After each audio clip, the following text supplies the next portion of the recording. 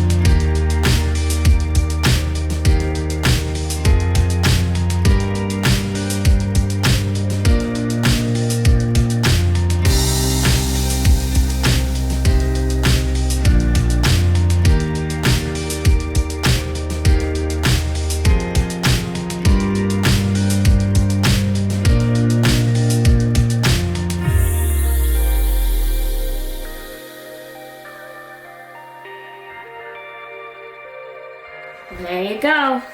Moon sand to play with.